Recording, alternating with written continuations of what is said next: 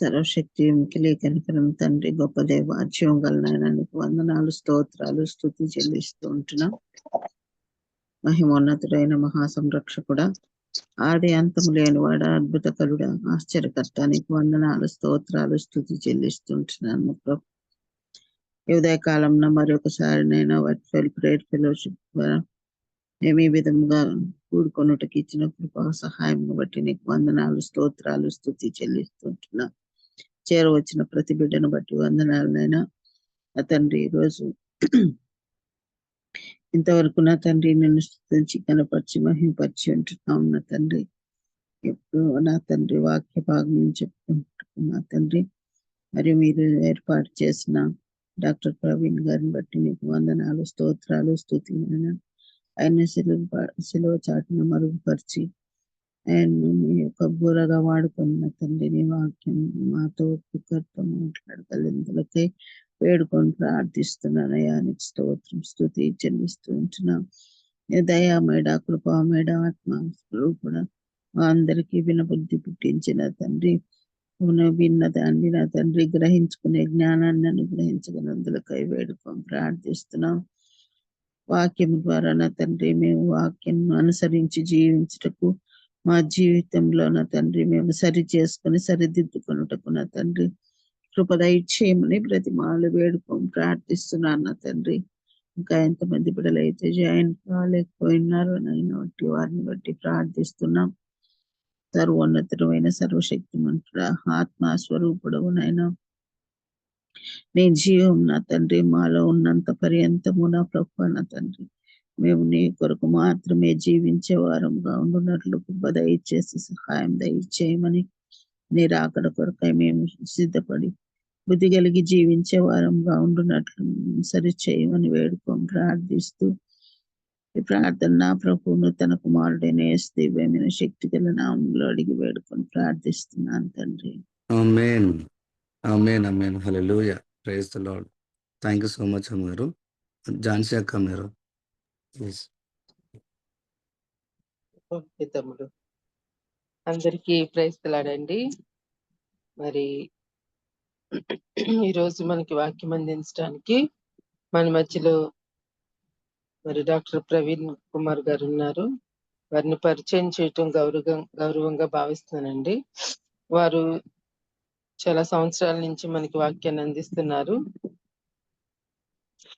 మరి వారు orthopaedic surgeon గా పనిచేస్తున్నారండి. దక్షిణ భారతదేశంలో ప్రముఖ ఎన్జిఓకు డైరెక్టర్ గా సేవలు అందిస్తున్నారు. వారి ప్రియ సతీమణి డాక్టర్ మినీ ఫియోనా గారు జనరల్ సర్జన్ గా సేవలు అందిస్తున్నారు. వారికి 2 పిల్లలండి. మరి వారి వాక్యం కూడా చాలా సూటిగా, స్పష్టంగా, చక్కగా వివరిస్తారు అందరికి అర్థమయ్యేటట్లు. అందరూ ఆత్మతో మరి చక్కగా వాక్యాన్ని హృదయపూర్తిగా విందామండి. వెల్కమ్ డాక్టర్ ప్రవీణ్ కుమార్ గారు. థ్యాంక్ యూ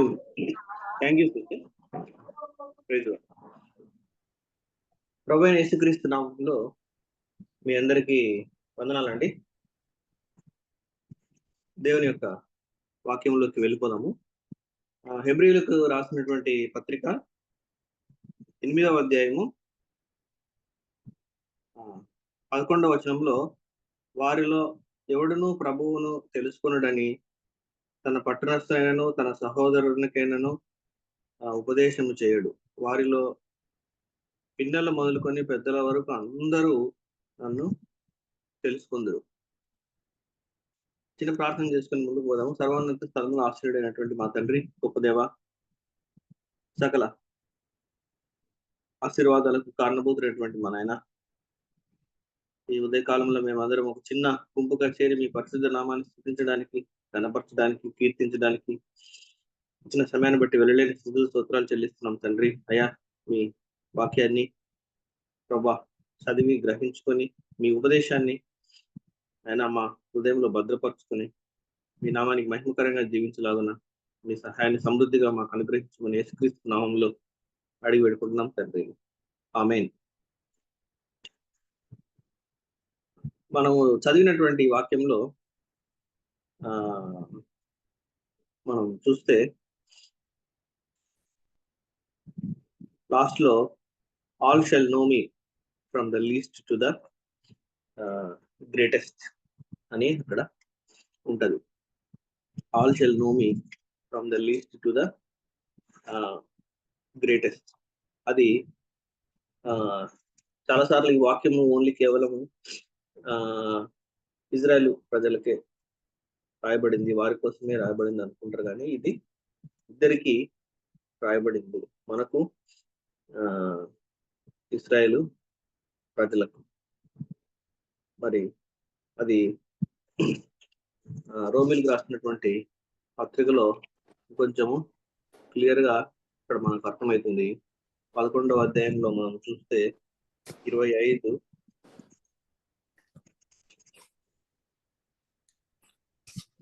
26, 27 చూసినప్పుడు, వారు ప్రవేశించినప్పుడు విమోచకుడు సియోనులో నుండి వచ్చి యాకోబులో నుండి భక్తిహీనతను తొలగించును. నేను వారి పాపములను పరిహరించినప్పుడు నా వలన వారికి కలుగు నిబంధన ఇదియే అని రాయబడినట్లు ఇశ్రాయేలు ప్రజలందరూ రక్షింపబడుతురు. సో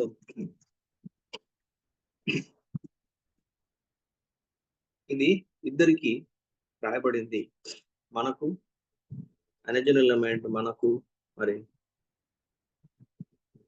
ఆ తర్వాత చివరికి ఆ మిగిలినటువంటి శేషమైనటువంటి ఇశ్రాయేలు ప్రజలు వారు ప్రభువుని తెలుసుకుంటారు. లోకరక్షకుడు యేసుక్రీస్తు ప్రభువే మెస్సయ్య ఆయనే అని గ్రహించుకుంటారు. అయితే దానికంటే అతి ముఖ్యమైనటువంటి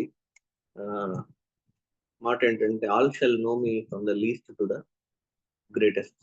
తక్కువ వారి నుంచి మనము చాలాసార్లు ప్రభువుని అంగీకరించిన తర్వాత మొదటి దినాల్లో లేదంటే అప్పుడే గ్రో అవుతున్నప్పుడు మన ఆలోచన ఏముంటుందంటే, నేను ఇప్పుడే యేసుక్రీస్తు ప్రభువులోకి వచ్చినాడు, నేను ఇంకా గొప్ప భక్తిపరుని అయిన తర్వాత ఆయన నా మాట వింటాడేమో, లేదంటే గొప్ప గొప్ప దైవ సేవకులు మరి ఆ మాట ఆయన ఫస్ట్ విని ఆ తర్వాత నా మాట వింటాడేమో, నాకు ప్రయారిటీ తర్వాత వస్తుందేమో అని మనం అనుకుంటాం. కానీ ఆయన ప్రభు ఏం చెప్తున్నాడంటే, it will start from the least. తక్కువ వారితో అది మొదలవుతుంది. All shall know me from the, తక్కువ వారితో అది మొదలయ్యి వారు నన్ను నేర్చుకుంటారు, తెలుసుకుంటారు. ఒక తండ్రి దగ్గరికి ఇద్దరు కుమారులు వచ్చినప్పుడు, ఒక పెద్దవాడు ఒక 14 సంవత్సరాలు ఉన్నాయనుకున్నాం ఉదాహరణ, చిన్నవాడికి ఒక 5 సంవత్సరాలు 4 సంవత్సరాలు ఉంటే, ఇద్దరు వచ్చి మాట్లాడుతున్నప్పుడు ఫస్ట్ ఎవరి మాట వినాలి అంటే, తండ్రి ఏం చేస్తాడు, తండ్రి కానీ తల్లి కానీ ఫస్ట్ చిన్నవాడికి ప్రయారిటీ ఇస్తారు. నువ్వు చెప్పు, నీ మాట వింటాము. ఇహలోక సంబంధమైనటువంటి మనమే అంత ప్రయారిటీ ఇచ్చినప్పుడు, పర సంబంధమైనటువంటి మన తండ్రి ఇంకా మనకు ఆయన ప్రయారిటీ ఇస్తాడు. సో తక్కువ వారి నుంచి ప్రభువుని మనము తెలుసుకుంటాం. శిష్యులు మరి ఆయన దగ్గరికి వచ్చినప్పుడు మత్తయి సువార్త 18వ అధ్యాయంలో వాళ్ళు వచ్చి ప్రభువుని అడుగుతూ ఉన్నారు. ఏమని? మొదటి వచనం చూస్తే మనము, ఆ కాలమున శిష్యులు యేసు వద్దకు వచ్చి, పరలోక రాజ్యంలో ఎవడునూ గొప్పవాడని అడగగా. ఎవరు గొప్పవాడు పరలోక రాజ్యంలో? శిష్యుల నుండి, ఇన్ని రోజులు మేము ప్రభుతో ప్రయాణం చేస్తున్నాము, ప్రభుతో మా జీవితాన్ని కొనసాగిస్తున్నాము, చాలా ఇంపార్టెన్స్ ఇప్పటికే వచ్చింది, సో పరలోక రాజ్యంలో కూడా ఇదే ఇంపార్టెన్స్ ఉంటుంది, సో నా పేర్లు ఏమైనా చెప్తాడేమో, నా పేరు చెప్తాడేమో అని వాళ్ళు పాపం మనసులో ఆశతో అడిగినట్లుంది. ఎవరు పరలోక రాజ్యంలో గొప్పవాడు, ఎవరు గొప్పవాడుగా ఉంటాడు పరలోక రాజ్యంలో? అయితే ప్రభు అక్కడ ఉన్న చిన్న పిల్లవాడిని తీసుకొని, చిన్న పిల్లాడిని వాడి వల్లే మారితే అతను పరలోక రాజ్యంలో ప్రవేశిస్తాడు అని మనము అక్కడ చాలా క్లియర్ గా చూస్తాం. ఆయన ఒక చిన్న బిడ్డను తన యొద్దకు పిలిచి వారి మధ్యన నిలవబెట్టి ఇట్లా నేను 3వ వచనంలో, మీరు మార్పు నుండి చిన్న బిడ్డ వలె గాని చిన్న బిడ్డ వారైతే గాని పరలోక రాజ్యంలో ప్రవేశింపరని మీతో నిశ్చయముగా చెబుతున్నాను. సో పరలోక రాజ్యంలో ప్రవేశించాలంటే చిన్న బిడ్డ వలె మనసు కలిగి మనం ఉండాలి. చిన్న బిడ్డ మనసు, మనం పుట్టిన బిడ్డ మనం చూస్తే సపోజ్ ఒక 2 సంవత్సరాల వరకు, దాదాపు 1.5 సంవత్సరం వరకు మాటలు రావు. సో చిన్న పిల్లలు వాళ్ళ ఆలోచన ఏముంటుంది, వారు ఏం ఆలోచిస్తారు అని చూస్తే మనకు తెలియదు యాక్చువల్గా. చిన్న బిడ్డల బ్రెయిన్ లో జరిగే ఆలోచన ప్రాసెస్ ఏంటి అనేది మనకు తెలియదు. అయితే వారి హృదయంలో మాత్రం ఎటువంటి కల్మషం ఉండదు. చిన్న పిల్లలు వాళ్ళు హృదయంలో ఎటువంటి కల్మషము లేకుండా నేను గొప్పవాడినా, లేదంటే నేను పలానా చోట నాకు ఇంపార్టెన్స్ ఇవ్వబడుతుందా, లేదంటే పలానా వ్యక్తి నన్ను హాని చేశాడు, వాడికి ఏదైనా నేను చెయ్యాలి, పలానా వ్యక్తి నన్ను ఇబ్బంది పెట్టాడు, వానికి ఏదన్నా చేయాలి, వాళ్ళకి ఎటువంటి ఆలోచన ఉండదు. కంప్లీట్ గా తండ్రి తల్లిదండ్రులు ఏం చెప్తే దాన్ని ఫాలో అయ్యే వాళ్ళు ఉంటారు చిన్న బిడ్డలు. సో అటువంటి మనస్సు కల్మషం లేకుండా, ఎటువంటి దురాశ, దుర్బుద్ధి, ద్వేషము లేకుండా తల్లిదండ్రుల మీద సంపూర్ణంగా డిపెండ్ అయ్యేటట్లు, అంటే మనం అటువంటి బిడ్డల వల్లే మనం మారాలి. అలా మారితే కానీ పరలోక రాజ్యంలోకి మీరు ప్రవేశించరు పరలోక రాజ్యంలోకి అని చెప్తున్నాడు. శిష్యులందరిలో కూడా ఇంతకుముందు కూడా ఒకసారి మనం చూసాం, శిష్యులందరూ కూడా అందరిలో కంటే తెలివైనటువంటి వ్యక్తి యూదా ఇస్కరియోతు. అయితే అందుకే అతనికి 3 సంవత్సరాల వారితో ప్రయాణం చేసినప్పుడు కూడా యోహాను సువార్తలో రాయబడింది 12:6 3.5 సంవత్సరాలు దగ్గర వారందరితో ప్రయాణం చేసినప్పుడు కూడా, వారు సువార్తలో వచ్చిన డబ్బంతా అతని దగ్గర పెట్టినప్పుడు కూడా అతను మోసం చేస్తున్నాడు, అతను మోసగాడు, డబ్బంతా తినేస్తున్నాడు అని ఎవ్వరు గ్రహించలేకపోయినారు. ఎవ్వరు కూడా దాన్ని ఇతను మోసం చేశాడు, మా దగ్గర ఉన్నటువంటి డబ్బును తనంతట తానే చాలా తెలివిగా తీసుకున్నాడని ఎవ్వరు కూడా గ్రహించలేకపోయినారు. ఒక ప్రభువుకు మాత్రమే మరి ఆయన గురించి, యూదా ఇస్కరియోతు గురించి చాలా క్లియర్ గా తెలుసు. అదే మత్తయి సువార్తలో 26వ అధ్యాయానికి వస్తే మనము మత్తయి సువార్త 26, 21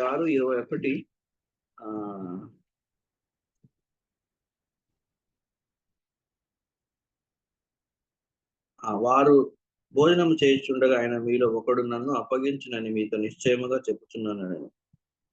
అందుకు వారు బహు దుఃఖపడి ప్రతివాడును ప్రభువా నేనా అని ఆయనను అడుగుగా,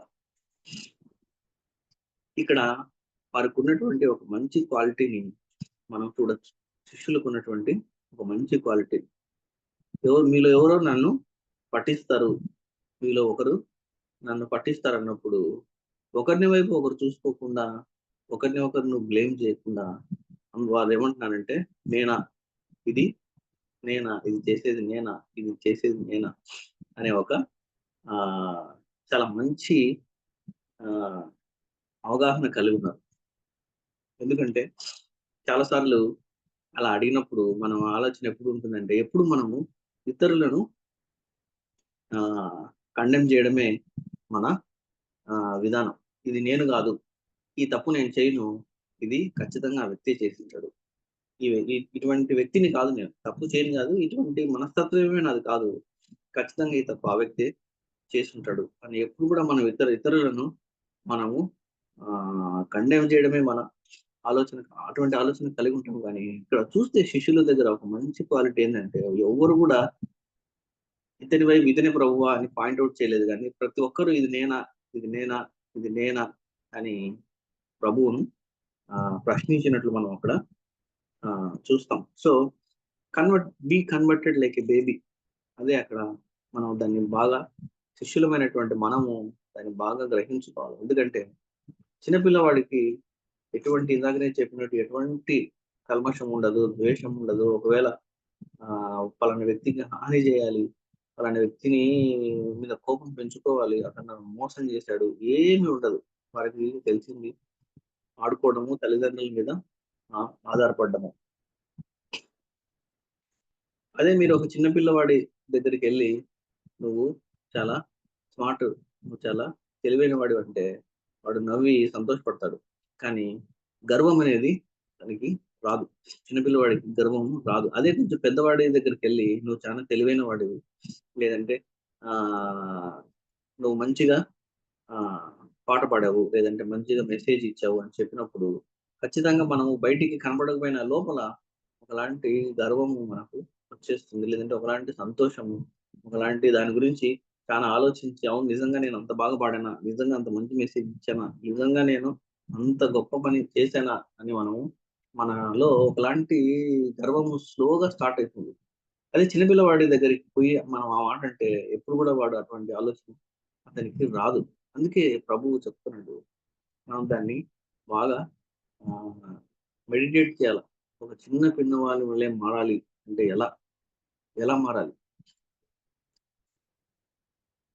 ఈ మత్తయి వార్తలకు మనం ఆ చూసినప్పుడు పరలోక రాజ్యంలో ప్రవేశించాలంటే మనం అవును మీరు పాపాలను ఒప్పుకొని యేసుక్రీస్తు ప్రభువుని విశ్వసించండి, విశ్వసించిన వాళ్ళు ఒప్పుకున్న వాళ్ళు పరలోక రాజ్యంలో ప్రవేశిస్తారు. అవును కరెక్టే, పరలోక రాజ్యంలో ప్రవేశిస్తాం, కానీ ముందుకు పోవడానికి, to progress we need to become like a baby. అవును ప్రవేశిస్తాం, కానీ దాంట్లో దేవుని రాజ్యంలో ఒక్కొక్క మెట్టు ఎక్కి ఒక్కొక్క మెట్టు ఎక్కి ఒక్కొక్క మెట్టు ఎక్కి ఉన్నతమైన స్థానానికి ఆయన రాజ్యంలో చేరాలంటే మనము చిన్న పిల్లల వలె మనస్తత్వం కలిగి ఉంటేనే కానీ మనం దేవుని రాజ్యంలో ఒక్కొక్క మెట్టు పైకి మనము ఎక్కలేము. యోహాను సువార్త 17వ అధ్యాయంలో కూడా మనం ఒక మాట చూడొచ్చు. యోహాను సువార్త 17వ అధ్యాయం మనకు చాలా సార్లు మనం చదువుకున్నటువంటి మాటనే 3వ వచనము, అద్వితీయ సత్యదేవుడైన నిన్నును నీవు పంపిన యేసుక్రీస్తును ఎరుగుటయే నిత్య జీవం. Eternal life. ఇటర్నల్ లైఫ్ అంటే a life has no beginning and no end. దానికి ముగింపు లేదు, స్టార్టింగ్ పాయింట్ లేదు, ఎండింగ్ పాయింట్ లేదు. సో మనిషి యొక్క జీవితానికి మరి స్టార్టింగ్ పాయింట్ ఉంది, ఎండింగ్ పాయింట్ ఉంది. అయితే ఇంటర్నల్ లైఫ్ అంటే there is no beginning and there is no ending. Starting లేదు, ముగింపు లేదు. అయితే అది కేవలము దేవునికి ఒక్కనికే ఉంది. సో మనుషులమైన మనము నిత్య జీవాన్ని పొందుకోలేదు. అయితే ఎవరైతే నిత్య జీవం కలిగి ఉన్నారో ఆ వ్యక్తి మనకు నిత్య జీవం ప్రసాదిస్తేనే ఆ నిత్య జీవాన్ని మనము పొందుకుంటాం. అది అందుకే అది చాలా చక్కగా క్లియర్ గా రాయబడింది. ఏంటంటే చాలాసార్లు ఇటర్నల్ లైఫ్ అంటే మనం నిత్యము బ్రతికే ఉంటాము అని, అంటే లివింగ్ ఫర్ ఎవర్ అనే ఒక అవగాహన మనకుంది. కరెక్టే, అది లివింగ్ ఫర్ ఎవరే, కానీ అది క్వాంటిటేటివ్ కంటే క్వాలిటేటివ్ థింగ్ అని మనము ఆలోచించాలి. అంటే పరిమాణాత్మకమైన దానికంటే అది గుణాత్మకమైనది. నిత్య జీవము పరిమాణాత్మకమైనదంటే దానికంటే కూడా అది గుణాత్మకమైనది. It is not quantitative thing, but it is a qualitative thing. ఏంటి ఆ క్వాలిటేటివ్ థింగ్ అంటే నోయింగ్ జీసస్, యేసుక్రీస్తు ప్రభుని తెలుసుకోవడము, ఆయనను పంపిన తండ్రిని తెలుసుకోవడమే నిత్య జీవము. సో మనిషి అయిన మనకు, శరీరంలో పుట్టిన మనకు ఏ విధంగా బిగినింగ్ ఎండ్ ఉండదో, అయితే ఎప్పుడైతే మనము ఆ నిత్య జీవము ఉన్నటువంటి, అంటే ఆ బిగినింగ్ ఎండ్ లేని యేసుక్రీస్తు ప్రభువుని తెలుసుకుంటామో, ఆయన ద్వారా తండ్రి అయిన ప్రభువుని తెలుసుకుంటామో, అదే మనకు నిత్య జీవము. Eternal life is not living forever, it is living a qualitative life. గుణాత్మకమైనటువంటి జీవితాన్ని జీవించడము అంటే యేసుక్రీస్తు ప్రభువుని తెలుసుకోవడము, లోతుగా ఆయనను గ్రహించుకోవడము. పరిశుద్ధ గ్రంథంలో ఏమని ఆయన గురించి ఆయన తెలుపుకున్నాడు, ఏమని ఆయన గురించి రాయబడింది, పరిశుద్ధాత్మ దేవుడు ఏ విధంగా ఆయన రివీల్ చేసినాడు అనేది మనము దాని మీద ధ్యానించితే, మెడిటేట్ చేస్తేనే మనకు అది తెలుస్తుంది. మనము it is not knowing Bible. ఒక చోట చాలా క్లియర్ గా రాయబడింది, అంటే it is not knowing Bible, it is knowing Jesus through Bible అని. మనం పరిశుద్ధ గ్రంథాన్ని తెలుసుకోవడం కాదు, కానీ పరిశుద్ధ గ్రంథంలో ఉన్నటువంటి యేసుక్రీస్తు ప్రభువుని గ్రహించుకోవడం. అలా పరిశుద్ధ గ్రంథంలో ఉన్నటువంటి యేసుక్రీస్తు ప్రభువాన్ని గ్రహించాలంటే మనము లేఖనాల మీద, పరిశుద్ధ గ్రంథం మీద దాన్ని ధ్యానం చేయాలి. దాన్ని ధ్యానించాలి. మనకు ఆ జవాబు వచ్చేంత వరకు, దాని గురించి ఆన్సర్ తెలిసేంత వరకు మనము వెతుకుతూనే ఉండాలి. తర్వాత మనము మొదటి తిమోతిలో కూడా ఒక మాట రాయబడింది. మొదటి తిమోతిలో 6వ అధ్యాయము 12వ వచనం. మొదటి తిమోతి 6వ అధ్యాయము 12వ వచనము. విశ్వాస సంబంధమైన మంచి పోరాడము, నిత్య జీవము చేపట్టము. Take hold of eternal life. Paul తిమోతికి రాస్తున్నాడు, take hold of eternal life అంటే గట్టిగా దాన్ని పట్టుకో. సో అది it is very important to us. విశ్వాసులు, క్రైస్తవ విశ్వాసులు అయినటువంటి మనకు అది చాలా అత్యంత విలువైనది. అది మనం దాన్ని గట్టిగా పట్టుకోవాలి. ఇది తిమోతికి దాదాపు పౌలు తిమోతి ఒక 25 సంవత్సరాలు గడిచిన తర్వాత, వాళ్ళిద్దరి ప్రయాణం తర్వాత మరి పౌలు గారు తిమోతికి రాస్తున్నారు, Timothy take hold of eternal life అంటే అది చాలా అత్యంత విలువైనది మన జీవితంలో. క్రైస్తవ శిష్యులమైనట్టు మనము దాన్ని గట్టిగా మనము పట్టుకోవాలి. అంటే ప్రభువును మనం తెలుసుకోవాలి. ప్రభువును ఎప్పుడైతే తెలుసుకుంటామో, ఎప్పుడైతే పరిశుద్ధ గ్రంథంలో దేవుని యొక్క క్యారెక్టర్ యేసుక్రీస్తు ప్రభు ద్వారా ఎలా బయలుపరచబడిందో ఆ క్యారెక్టర్, ఆయన అట్రిబ్యూట్స్ ని మనం తెలుసుకుంటాము, గ్రహించుకుంటాము. ఇప్పుడే మనం ఏంటో, మన ఆయన ఎందుకు ఈ లోకానికి వచ్చినాడో, మనం ఎందుకు రక్షింపబడినాము అనేది మనము గ్రహించుకుంటాము. అప్పుడు తద్వారా మనల్ని మనము తగ్గించుకొని we'll come to a 0 point. ఇంతకుముందు కూడా మనం దాని గురించి చర్చించినాం. We'll come to a 0 point. ఎప్పుడైతే 0 పాయింట్కి వస్తామో అప్పుడే ప్రభువు మనల్ని గొప్పగా వాడుకునేదానికి అవకాశం ఉంది.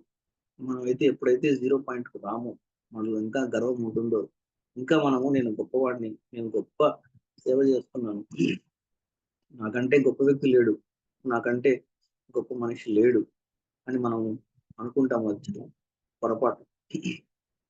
అవును, మనకు దేవుడు ఎన్నో తలాంతులు ఇచ్చిండొచ్చు, ఎన్నో కృపా వరాలు మనకు అనుగ్రహించవచ్చు. అయితే మనల్ని విరివిగా వాడుకోవడానికి, సమృద్ధిగా వాడుకోవడానికి ఒకటే ఒక ప్రీరిక్విజిట్ ఏంటంటే we should come to a 0 point. ఎప్పుడైతే మనం ఆ 0 పాయింట్కి వస్తామో అంటే, నేను ప్రభు సహాయం లేకుండా ఒక్క పని కూడా నా జీవితంలో చేయలేను, ఒక్క పని కూడా నా వల్ల కాదు, సమస్తము యేసుక్రీస్తు ప్రభు శక్తితో నేను సమస్తాన్ని చేయగలను అనే గ్రహింపుకి ఎప్పుడైతే మనం వస్తామో అప్పుడే ఆయన మనల్ని సమృద్ధిగా వాడుకుంటాడు. యోహాను సువార్తలో 1వ అధ్యాయంలో మనం ఒక మాట, యోహాను సువార్త 1వ అధ్యాయంలో మనం ఒక మాట చూడొచ్చు. 18వ వచనము. ఎవడను ఎప్పుడైనాను దేవుని చూడలేదు, తండ్రి రొమ్మునున్న అద్వితీయ కుమారుడే ఆయనను బయలుపరచారు. ఎవరు కూడా తండ్రి అయిన దేవుని చూడలేదు. కానీ మనం ఇందాక అనుకున్నట్టు తండ్రి రొమ్మునున్నటువంటి యేసుక్రీస్తు ప్రభు మాత్రమే ఆయనను బయలుపరచారు. ఈవెన్ ఆయనతో ఉన్నటువంటి కోటాను కోట్ల దూతలు కూడా ఆయనను చూడలేదు. ఎంతో మంది దూతలు ఉన్నారు, కోటాను కోట్ల మంది దూతలు కూడా ప్రభువుని చూడలేదు. కానీ యేసుక్రీస్తు ప్రభు మాత్రమే ఆయనను బయలుపరిచినాడు. ప్రభు మాత్రమే ఆయనను బయలుపరిచినాడు. మనం చూస్తే యెషయా గ్రంథంలో 6వ అధ్యాయంలో ఎలా మరి యెషయా ఆ దర్శనంలో ఆయనను దూతలు, చెరుబులు ఆయనను ఎలా స్తుతిస్తున్నాయి అని అక్కడ రాయబడింది. వాళ్ళకు 6 రెక్కలు ఉంటే 2 రెక్కలతో కళ్ళు కప్పుకొని, 2 రెక్కలతో కాలు కప్పుకొని, ఆ 2 రెక్కలతో ఎగురుతున్నారంట, దేవుని స్తుతిస్తున్నాడు. Glory to God. అయితే అక్కడ మనం నేర్చుకోవాల్సిన పాయింట్ ఏంటంటే, 6 రెక్కలు ఉన్నటువంటి ఆ దేవదూతలు 4 రెక్కలు తమ కప్పుకొని 2 రెక్కలతోనే ఎగురుతున్నారు. 4 రెక్కలు కప్పుకొని 2 రెక్కలతో ఎగురుతున్నారంటే దే ఆర్ హైడింగ్ దెమ్సెల్వ్స్. వాళ్ళు వారి మొహాన్ని ఆయనకు చూపించడంలో they are not exposing themselves. ఇక్కడ మనం నేర్చుకోవాల్సిన పాయింట్ ఏంటంటే worshipping is hiding ourselves. దేవుని ఆరాధించడం అంటే మనల్ని మనము హైడ్ చేసుకోవడం. మనల్ని మనము హైడ్ చేసుకొని మనము వ్యర్థమైన వారము, మూర్ఖులము, ఆయన ముందు మనము నిస్సహాయులము అనే గ్రహింపు కలిగి మనల్ని మనం హైడ్ చేసుకొని ఆయనను స్తుతించడం. That is worship. వర్షిప్ కు కరెక్ట్ మీనింగ్ ఏంటంటే ఆ దేవదూతలను చూసి మనం తెలుసుకోవచ్చు. 4 రెక్కలు కప్పుకొని 2 రెక్కలతో మాత్రమే వాళ్ళు ఎగురుతాం. మనం చూస్తాము కొన్నిసార్లు కొన్ని వర్షిప్ మీటింగ్స్ అని కండక్ట్ చేసి దాంట్లో విపరీతమైనటువంటి మ్యూజిక్, గ్రాండ్యూర్, మరి ఎంతో గంభీరమైనటువంటి మరి ఆ ప్రదేశంలో ప్రదర్శించబడుతుంది. అయితే ఎంతో గంభీరమైనటువంటి పాటలు కూడా పాడతారు. అయితే నిజంగా మరి దేవుడు అక్కడ స్తుతింపబడుతున్నాడా అనేది ఒక ప్రశ్న మనం వేసుకోవాలి. మ్యూజిక్ కి ఇంపార్టెన్స్ ఇవ్వబడిందా, లేదంటే వ్యక్తి యొక్క టాలెంట్ కి ఇంపార్టెన్స్ ఇవ్వబడిందా? పలానా వ్యక్తికి మంచి గాత్రం ఉండొచ్చు, ఆ వ్యక్తి దేవుని సన్నిధిలో ఏ ఉద్దేశంతో పాడుతున్నాడు? తను తాను హైడ్ చేసుకొని, తను తాను కప్పుకొని, నిస్సహాయుడను, మూర్ఖుడను ప్రభువా నీ దగ్గరికి వచ్చినాను అని గ్రహింపుతో ఆ పాట పాడుతున్నాడా? లేదంటే చర్చిలో అందరూ, సంఘంలో అందరూ నాలాంటి గొప్ప గాత్రాన్ని వినాలి అని పాడుతున్నాడు, నా టాలెంట్ ని చూపించుకోవాలి అని మనం పాడుతున్నామా? లేదంటే గొప్ప మ్యూజిక్ టాలెంట్ నాకుంది, ఆ టాలెంట్ నేను చూపించాలి అని దేవుని సన్నిధిలో వర్షిప్ చేస్తున్నామా? నిజంగా ఏంజల్స్ నుంచి వీ హ్యావ్ టు దేవునికి నిత్యము దేవుని స్తుతిస్తున్నారు, నిత్యము దేవుని స్తుతిస్తున్నారు. అయితే కప్పుకొని they are hiding themselves. Hide చేసుకొని వాళ్ళు 2 రెక్కలతో మాత్రమే ఎగురుతున్నారు. దేవుని వర్షిప్ చేసేటప్పుడు మనం ఎలా చేస్తున్నాం? ఒంటరిగా రూమ్ లో ఉండి ఆయనను స్తుతిస్తున్నామా?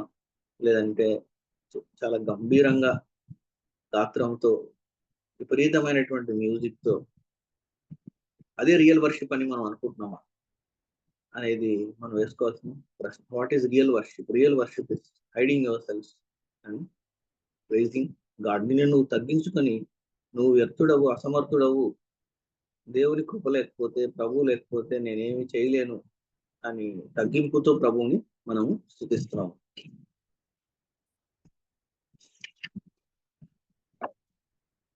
ఇంకోటి మనము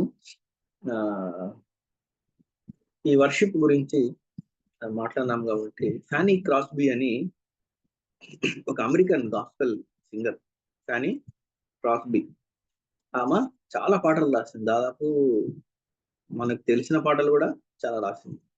దాదాపు 8,000 పైన పాటలు, హిమ్స్ అండ్ పోయమ్స్ రాసింది. అయితే ఆమె గురించి మరి చదవాలని నాకు ఆశ కలిగినప్పుడు, ఆమె గురించి నేను చూసినప్పుడు, ఆమె పుట్టుకతోనే అంటే పుట్టుకతో కాదు, at the age of 6 weeks, ఆమెకు 6 వారాలు ఉన్నప్పుడు ఒక చిన్న డిసీజ్ వచ్చి ఆమె 2 కళ్ళు కోల్పోతుంది. She becomes blind. కళ్ళు పూర్తిగా కనపడవు అనమాట. మరి ఆ రోజుల్లో 18వ శతాబ్దంలో జరిగింది. ఆ రోజుల్లో అంత పెద్ద ట్రీట్మెంట్ కూడా లేదు అప్పట్లో. సో కొన్ని రోజుల్లోనే, 6 వారాల వయసులో ఆ వ్యాధి వచ్చి కొన్ని రోజుల్లోనే పూర్తిగా ఆమె చూపును కోల్పోతుంది. అయితే చచ్చేంత వరకు కూడా ఆమె చూపు లేదు, పూర్తిగా కంప్లీట్ టోటల్ బ్లైండ్నెస్. అయితే కొన్ని వేల పాటలు ప్రభు కొరకు ఆమె రాసింది. క్వీన్ ఆఫ్ గాస్పెల్ సింగర్ అనే బిరుదు కూడా ఆమెకు ఇవ్వబడింది. దాదాపు 95 సంవత్సరాలు బ్రతికింది. 95 సంవత్సరాలు కంప్లీట్ గా, ఒక ఫస్ట్ 6 వారాలు తప్ప కంప్లీట్ గా గుడ్డితనమే. అయితే మనం అనుకోవచ్చు, నేను వయసులో ఇప్పుడే ప్రభువులోకి వచ్చాను, ప్రభు నా మాట వినడేమో, లేదంటే నాకంటే గొప్ప గొప్ప వాళ్ళు ఉన్నారు, నాకంటే ఉన్నతమైనటువంటి వాళ్ళు ఉన్నారు, నేను నిజంగా అనర్హుడనేమో, ప్రభు నా ప్రార్థన వినడేమో, నేను మొన్ననే బాప్తిజం తీసుకుంది, నేను ప్రభు దగ్గరకు వచ్చి వినవించుకోగలనా, నాకు ఇన్ని లిమిటేషన్స్ ఉన్నాయి, నేను ఆయన దగ్గరికి రాగలనా అనే ఆలోచన ఉంటుందేమో. The greatest example, she's the greatest example. Fanny Crosby 95 years బ్రతికి కొన్ని వేల పాటలు రాసింది. ఆమె 8వ వయసు నుంచి రాయడం మొదలుపెట్టింది పాటలు. 8 వయసు నుంచి మా పాట రాయబడింది. తండ్రి చిన్న వయసులోనే చనిపోతే తల్లి వాళ్ళ గ్రాండ్ మదర్ ఆమెను పెంచినారు. ఆమె ఒక స్టేట్మెంట్ ఉంది. ఆ స్టేట్మెంట్ నిజంగా మనకు చదివి వినిపిస్తాను. It seemed intended by the blessed providence of God that I should be blind all my life, and I thank him for that dispensation. If perfect, అంటే దేవుని చిత్తంలో నేను గుడ్డిదాన్ని కావాలని ఉంది కాబట్టి ఆయన చిత్తం ప్రకారం నేను గుడ్డిదాన్ని అయ్యాను. దాన్ని నేను నిజంగా దేవునికి స్తుతి చెల్లిస్తాను అని రాసిన తర్వాత, if perfect earthly sight were offered me tomorrow I would not accept it. ఇప్పుడు తర్వాత నాకు చూపు వచ్చి భూమి ప్రపంచాన్ని అంతా నేను చూసినా కానీ దాన్ని నేను యాక్సెప్ట్ చేయలేను. ఇది మనం జాగ్రత్తగా వినాలి. I might not have sung hymns to the praise of God if I had been distracted by the beautiful and interesting things about me. మళ్ళీ చదువుతాను. I might not have sung hymns to the praise of God if I had been distracted by the beautiful and interesting things about me. ఆ పదము నన్ను చాలా ఆలోచింపజేసింది. అంటే ఇంత గొప్ప పాటలు దేవుని కొరకు నేను రాసిండేదాన్ని, పాడిండేదాన్ని కాదు. ఒకవేళ ప్రభువు నన్ను నాలో ఉన్నటువంటి అందమైనటువంటి శ్రద్ధ కలిగినటువంటి ఇంట్రెస్టింగ్ థింగ్స్ నాలోవి అవి నాకు ఒకవేళ కనపడి ఉంటే, నాకు చూపు ఉండి నేను నిజంగా అందంగా ఉన్నాను, నాకు ఇన్ని మంచి క్వాలిటీస్ ఉన్నాయి, ఇంత గొప్ప ప్రైజ్ నాకు క్రిస్టియన్ సమాజంలో ఉంది అని అనుకుని ఉంటే నేను దేవుని కొరకు ఇంత గొప్ప పాటలు రాసిండేదాన్ని కాదు అని ఆమె చెప్పింది. దాంట్లో బాగా నాకు ఆశ్చర్యాన్ని కలిగించినది లాస్ట్ మాట, if I had been distracted by the beautiful and interested things about me అనేది. That is something which is stuck me, it is about me. అంటే ఆమె రాసి ఉండొచ్చు, if I had been distracted by the beautiful and interesting things about world అని. అదేంటి, ప్రపంచము అందమైనది, ప్రపంచంలో చాలా శ్రద్ధ కలిగినటువంటి విషయాలు ఉన్నాయి, అందమైన విషయాలు ఉన్నాయి, వాటి గురించి రాయకుండా జనరల్ గా బ్లైండ్ వాళ్ళు అంతే కదా, అయ్యో నేను ప్రపంచంలో ఉన్నటువంటి అందాన్ని, దేవుడు సృష్టించిన అందాన్ని చూడలేకపోతున్నాను, అది అందాన్ని చూడలేకపోయినాను కాబట్టి నేను ఇప్పుడు గుడ్డిదాన్ని కాబట్టి దేవునికి గొప్ప పాటలు రాస్తున్నాను అని అనడం లేదు. కానీ నాలో ఉన్నటువంటి అందమైన వాటిని, శ్రద్ధ కలిగిన వాటిని నేను చూడలేకపోయినాను కాబట్టి నేను ఆయనకు గొప్ప పాటలు రాస్తున్నాను. So that is a big lesson to us. అంటే వర్షిపింగ్ ఈజ్, ఇందాకనే చెప్పినట్టు, we should be blind to our interesting things and to our beautiful things. So ఏ విధంగా హైడింగ్ అవర్ సెల్ఫ్, మనము దేవదూతల నుంచి నేర్చుకోవాల్సింది ఏంటంటే, worshipping is hiding our self. అదే చెప్తా ఉంది, in me, about me, in beautiful and interesting things about me. So ఎప్పుడు కూడా మన ఆలోచన ఏంటంటే, the beautiful and interesting things about me, నాలో ఉన్నటువంటి అందమైనవి, శ్రద్ధ కలిగినవి సమాజానికి చాలా బాహాటంగా దాన్ని నేను చూపించాలి. అదే మనం వర్షిప్ అని అనుకుంటున్నామేమో. చాలా పొరపాటు. మనలో ఉన్నటువంటి అందమైనవి, శ్రద్ధ కలిగినవి ఇతరులు గుర్తించి ఇది చాలా గొప్పది అనుకున్నామని ఏం చేయాలంట, అవన్నీ మనము we have to hide it. అవన్నీ హైడ్ చేస్తేనే మరి ఆమెలాగా ఎంతో గొప్ప వర్షిప్ సాంగ్స్ మనము రాయగలం, పాడగలం. So worshipping is hiding our self, it is hiding about us, it is hiding about us. So ఇందాక నేను చెప్పినట్టు, ప్రభు నన్ను, నా మాట వినడేమో, నేను గుడ్డిదాన్ని, నేను కుంటివాడిని, నాకు చెవుడు, మాట రాదు, లేదంటే నాకు నచ్చింది, నేను ప్రజలను కలవలేను, I'm introvert. There is no limitation, ఎటువంటి లిమిటేషన్ లేదు. పరిశుద్ధ గ్రంథంలో చాలా క్లియర్ గా చెప్తుంది, 8వ అధ్యాయము 11వ వచనం, all shall know me from the least. Start అయ్యేది ఎవరితో? అది it starts with the least. తక్కువ వాడితో స్టార్ట్ అవుతుంది, goes to the greatest. Greatest తో కాదు ఫస్ట్ స్టార్ట్ అయ్యి, ఇహలోక సంబంధమైనటువంటి వాటిలో, భూలోక ప్రపంచంలో ఏది కూడా ఫస్ట్ గ్రేటెస్ట్ వాళ్ళతో స్టార్ట్ అవుతుంది. ఏది కూడా గొప్పవాడికే ఫస్ట్ అందుతుంది, చివరికి ఉంటే అది గ్రేటెస్ట్ వాళ్ళతో ఎండ్ అవుతుంది. సో లేనివాడికి అందుతుంది. కానీ దేవుని రాజ్యంలో ఫస్ట్ అందేది లేనివాడికే, ఫస్ట్ అందేది లేనివాడికే, లాస్ట్ గొప్పవాడి దగ్గరికి వస్తుంది. సో ఇది మనం శిష్యులమైనటువంటి మనము దీన్ని చాలా బాగా గ్రహించాలి. It is about me, hiding about me is the big thing. ఇంకొక ఉదాహరణ కూడా మనం చూడొచ్చు. 24 గంటలు దేవుని సన్నిధిలో వాళ్ళు నిలబడి దేవుణ్ణి స్తుతిస్తున్నారు. 24 గంటలు స్తుతిస్తున్నారు. అయితే మనం నూతన నిబంధనలు చూస్తే ఆవిడ వచ్చి మాట్లాడేసి మళ్ళా వెళ్ళిపోతున్నారు. ఉదాహరణకు గాబ్రియేలు దూత, వర్షిపింగ్ వాళ్ళ పని 24 గంటలు వర్షిపింగ్. అయితే సడన్ గా ఒక రోజు దేవుడు వచ్చి పలానా జకరియా దగ్గరికి వెళ్ళి నువ్వు చెప్పాలి, అతను వయసులో పెద్దవాడైనప్పటికీ కూడా యోహాను అతనికి పుట్టబోతున్నాడు, నువ్వు వెళ్ళి చెప్పు అంటే అంతే. జస్ట్ గాబ్రియేల్ వెళ్ళి చెప్పేసి రావడమే అతని పని. మళ్ళీ ఒక 6 నెలల తర్వాత నువ్వు అక్కడ మేరీ అని ఒక ఆమె ఉంది, ఆమె వివాహం ప్రదానం చేయబడింది, వివాహం జరగలేదు, ఆమె కన్యక, ఆమెకు కుమారుడు కలగబోతున్నాడు, అతనే యేసుక్రీస్తు ప్రభు, ఆయనే లోకరక్షకుడు, నువ్వు వెళ్ళి చెప్పు అంటే వెళ్ళి చెప్పేసి మళ్ళీ వచ్చేయడమే.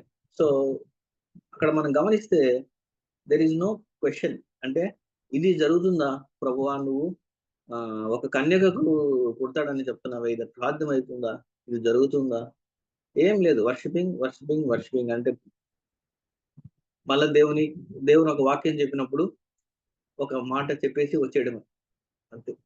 సో ది గ్రేటెస్ట్ లెసన్ మనకి ఏంటంటే ఆ దేవదూతల నుంచి మనల్ని మనం కప్పుకొని హైడ్ చేసుకొని నిత్యము ప్రభువును మనం స్తుతిస్తూ ఉంటే, వర్షిప్ చేస్తూ ఉంటే ఆయన ఒక పని చెప్తాడు, నువ్వు వెళ్ళి ఆ పని చేసుకొని రాపు అంతే. ఆ పని వెళ్ళి చేసుకొని వచ్చి మళ్ళీ మనము ఆయనను వర్షిప్ చేయడమే, మనకు వేరే పని లేదు. ఒకవేళ నీ జీవితాంతంలో కూడా నువ్వు జీవించిన కాలం అంతటిలో కూడా ఆయన ఒకే పని చెప్పినాడు అనుకో, అది లాస్ట్ నీ లైఫ్ లో లాస్ట్ 10 రోజుల్లో చెప్పినాడు అనుకుందాం ఆ ఒక్క పని. Even that is the greatest thing. ఎందుకంటే నీకు ఆ ఒక్క పని చేయడమే నీకు ఇవ్వబడింది, ఇంకా వేరే పని నీకు ఇవ్వబడలేదు. అది కూడా నీ లైఫ్ లో లాస్ట్ 10 days లో దేవుని చిత్తంలో అది రాయబడింది. లాస్ట్ 10 days లో నువ్వు చెయ్యాలి. సో అది గ్రహించాలంటే ఎప్పుడైతే మనల్ని మనం కవర్ చేసుకొని తగ్గించుకొని మనము దేవుని స్తుతిస్తామో అప్పుడే ఆయన చిత్తాన్ని మనము గ్రహించుకొని ఆ సమయానికి నెరవేర్చే వారిగా ఉంటాం. ప్రశ్నించాం, ఇది ఎందుకు జరుగుతుంది ప్రభువా, ఇది జరుగుతుందా, ఇది లేదా అని.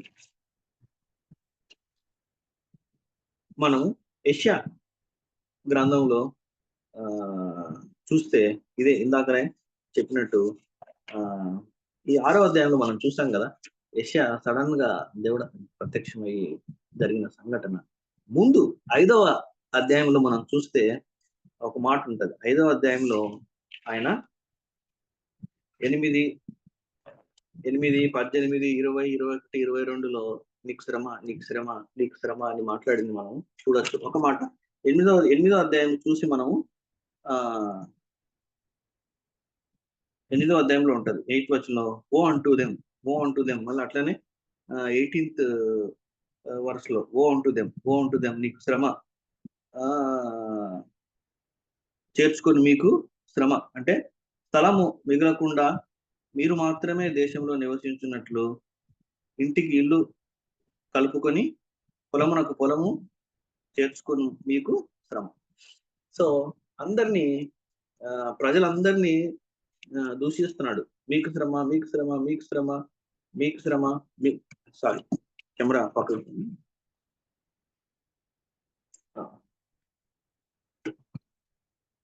మీకు శ్రమ అని అందరినీ ఆయన దూషిస్తున్నాడు. మనం చూస్తే 5-6 వచనాల్లో ఓ అంటూ దెమ్ అని ఉంటది. కానీ ఎప్పుడైతే ప్రభువును చూసిన తర్వాత, ఆ దేవదూతలను చూసిన తర్వాత there is a greatest change, చాలా పెద్ద చేంజ్ మనకు అక్కడ కనపడుతుంది. యెషయా 6వ అధ్యాయంలో 5వ వచనంలో నేను అయ్యో నేను అపవిత్ర పెదవులు కలవాడను, అపవిత్రమైన పెదవులు గల జనుల మధ్యన నివసించేవాడను, నేను నశించి తిని రాజును సైన్యములకు అధిపతి యెహోవాకు నేను కనులారా చూచితిని అనుకోండి. దెన్ ఐ సెడ్, ఇంగ్లీష్ లో ఉంటది, then said I woe is me, నాకు శ్రమ. ప్రభువుని చూసిన తర్వాత, ప్రభువుని తెలుసుకున్న తర్వాత యెషయా ప్రవక్త ఏమంటున్నాడంటే, శ్రమ వాళ్లకు వీళ్లకు కాదు, నాకు శ్రమ, నాకు శ్రమ. ఏంటి మనం దీని నుంచి నేర్చుకోవాలంటే, ఎప్పుడైతే ప్రభువుని తెలుసుకుంటామో, ప్రభువుని చూసినాడు దర్శనంలో ఆ గొప్ప సింహాసనం మీద ఆసీనుడైనటువంటి ప్రభువుని ఎలాగా శరూబులను స్తుతిస్తున్నాయో చూసి ఇన్ని రోజులు కండెమ్ చేసే యెషయా ప్రవక్త నీకు శ్రమ, నీకు శ్రమ, నీకు శ్రమ అని చెప్పి ఆయన సడన్ గా చూసి శ్రమ వాళ్ళకు కాదు, నాకు శ్రమ, అయ్యో ఎంత అపవిత్రమైన పెదవులు కలవాడని నేను, ఎంత దౌర్భాగ్యుణ్ణి అని ఆయన గ్రహింపు ఆయనకు వచ్చింది. మనం కూడా ఎప్పుడైతే మనము ప్రభువుని తెలుసుకుంటామో, అంటే తెలుసుకోవడం అంటే ఇందాక నేను చెప్పినట్టు ఇటర్నల్ లైఫ్, నిత్య జీవము, అంటే పరిశుద్ధ గ్రంథంలో ఆయన గురించి ఏం రాయబడింది, పరిశుద్ధాత్మ దేవుడు ఆయన గురించి మనకి ఏం తెలుపుతున్నాడు అని మెడిటేట్ చేస్తామో, తెలుసుకుంటామో, ఆయన ద్వారా తండ్రిని దేవుని గ్రహించుకుంటామో, చూస్తామో, అప్పుడు మనకు శ్రమ. అంతవరకు మనం ఏం చెప్తామంటే, నేను చాలా పవిత్రునండి, నేను చాలా గొప్పవాడిని, నేను చాలా మంచి వ్యక్తిని. పాపం ఆ వ్యక్తి చాలా ఇబ్బందులు ఉన్నాడు, ఏం తప్పు చేశాడో ఈ ఇబ్బందులోకి వచ్చాడు. లేదంటే పలానా కుటుంబము చాలా ఇబ్బందులు ఉంది, పాపం వాళ్ళు ఏమి చేశారో, ఎందుకు తప్పు చేశారో, ఏదో వారికి ఇబ్బంది, తప్పు చేయకుంటే దేవుని సన్నిధిలో ఇటువంటి ఇబ్బంది వాళ్ళకు రాదు. సో ఎప్పుడు కూడా ఇతరులను కండెమ్ చేసే స్థాయిలో మనం ఉంటున్నాం, స్థితిలో మనం ఉంటున్నాం. నిజంగా ఆ స్థితిలో ఉన్నామా? అందులోంచి బయటకు వచ్చింటే చాలా మంచిది.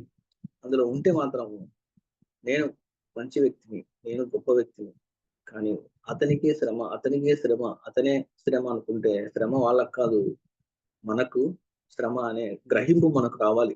ఆ గ్రహింపు మనకు ఎప్పుడు వస్తుందంటే, ఓ ఈజ్ మీ అనే గ్రహింపు, నాకు శ్రమ అనే గ్రహింపు ఎప్పుడు వస్తుందంటే, ఎప్పుడైతే యేసుక్రీస్తు ప్రభువుని మనం తెలుసుకుంటామో, గ్రహించుకుంటామో, అప్పుడు మనకు అర్థమైంది, అవును నాకు శ్రమ, నేను అపవిత్రమైనటువంటి పెదవులను కలవాడను, అయ్యో ఎంత దౌర్భాగ్యుని నేను, దేవుని సన్నిధిని చూసినానే అని పాపం యెషయా ఏమంటున్నాడు, ఓ ఈజ్ మీ. మనము సేమ్ పౌలు విషయంలో కూడా మనం చూడొచ్చు. అపోస్తలుడైనటువంటి పౌలు గారు మరి ఆయన దేవుని ప్రభువుని అంగీకరించిన తర్వాత ఆయనను చూస్తే మనకు చాలా క్లియర్ గా ఆయన చెప్పిన మాటలు మనకు క్లియర్ గా 1 కొరింథీలో చూస్తే 15వ అధ్యాయము, 1 కొరింథీ 15వ అధ్యాయము 15వ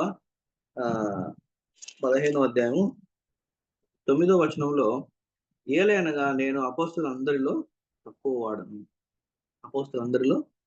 వాడను. మళ్ళీ అలాగే ఎఫెసీయులకు రాసినటువంటి పత్రిక 3వ అధ్యాయము 8వ వచనంలో మనం చూస్తే, అంటే 8 నుంచి 11 కలిపి ఉంటుంది. ఇంగ్లీష్ లో, unto me who am less than the least of all saints, less than the least of all saints, less than the least of all saints అంటే నేను ఫస్ట్ ఏమంటున్నాడు, అపోస్తలులలో తక్కువ వాడు. రెండోది నేను పరిశుద్ధులలో తక్కువ వాడిని.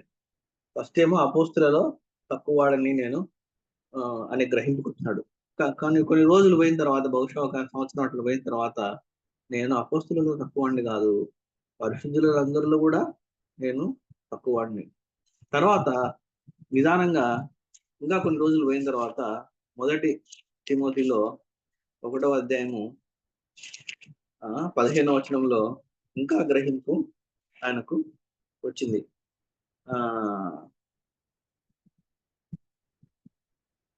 అట్టి వారిలో నేను ప్రధానుడను.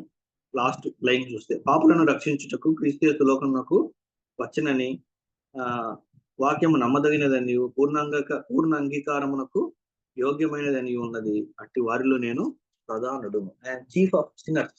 గమనిస్తే look at the way how he descended, ఎట్లా తను ఆ తగ్గింపునకు, ఆ గ్రహింపునకు ఎట్లా వచ్చినాడో చూస్తే, ఫస్ట్ ఏమో అపోస్తుల మధ్యలో ఉన్నాడు. కొన్ని రోజుల తర్వాత ఆ అపోస్తులకు అందరికంటే నేను తక్కువ వాడని అనిపించింది. తర్వాత పరిశుద్ధుల మధ్యలో ఉన్నాడు. పరిశుద్ధులందరినీ చూసి, అయ్యో పరిశుద్ధుల కంటే నేను తక్కువ వాడినే. అంటే ఎప్పుడైతే ప్రభువుకు దగ్గరగా జరుగుతుంటే మనము మనలో ఉన్నవన్నీ, ప్రతి చిన్నది కనపడుతుంది. ప్రతి చిన్న తప్పు అది పరిశుద్ధాత్మ దేవుడు తెలుపుతాడు. అప్పుడు నిజంగా మనల్ని మనం శుద్ధిపరచుకోవడానికి మనల్ని మనం అప్పుడు అవర్ రియల్ పిక్చర్ ఏంటి అనేది అప్పుడే తెలుస్తుంది. ఎందుకంటే అది ఒక మిర్రర్ కదా. ప్రభువు దగ్గర జరిగే కొద్ది మిర్రర్ క్లియర్ గా కనపడుతుంటది. ఎంత దగ్గర జరుగుతుంటే మిర్రర్ లో అంత క్లారిటీ పెరుగుతుంటది. మిర్రర్ లో ఎంత క్లారిటీ పెరుగుతుంటే అప్పుడు మనము మన స్థితి ఏంటి, మనం ఎటువంటి వారము, ఎంత నీచమైనటువంటి ఆలోచనలు కలిగిన వాళ్ళము, ఎంత తప్పు చేసే వాళ్ళము, ఇతరుల పట్ల ఎట్లా తక్కువగా చూసే వాళ్ళము. మనం అనుకోవచ్చు చాలాసార్లు ఒక వ్యక్తిని చూసినప్పుడు, అరే వీనితో మాట్లాడడం కూడా వేస్ట్ అనే అనిపిస్తుంది కదా. మనకు చూసినప్పుడు హీజ్ ఏ డమ్ ఫెలో అంటాం. సింపుల్ గా టక్కని హీజ్ ఏ డమ్ ఫెలో అంటాం. అంటే అతనితో మాట్లాడి వేస్ట్, అతనితో మాట్లాడే ఉపయోగం లేదు అంటాం. అదే చిన్నపిల్లవాడు ఎప్పుడు కూడా ఇతరులని తక్కువగా చూడడు. పెద్ద అయిన తర్వాత మనకు వచ్చే ఒక బ్యాడ్ క్వాలిటీ ఏంటంటే, నేను చాలా జ్ఞానవంతుని, ఇతరులను అతను నాకంటే జ్ఞానంలో తక్కువవాడు, తక్కువగా చూస్తాం. ఈజ్ ఎ డమ్ ఫెలో అంటాం సింపుల్ గా.